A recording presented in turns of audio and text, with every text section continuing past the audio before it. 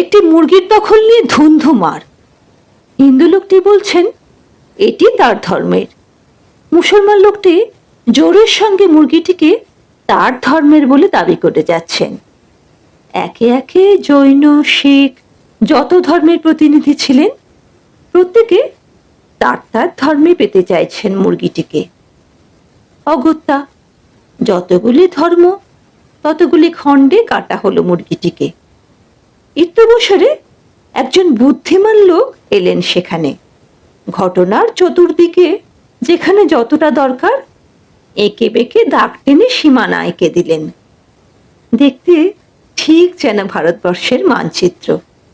বুদ্ধিমান লোকটি এবার মুরগির কাটা মুন্ডুটি হাতে নিয়ে রক্ত চুষতে চুষতে বললেন, তোমরা মুরগিটিকেই বরং জিজ্ঞেস করো সে কোন ধর্মে যেতে আগ্রহী। সবাই ভাবল তাই তো।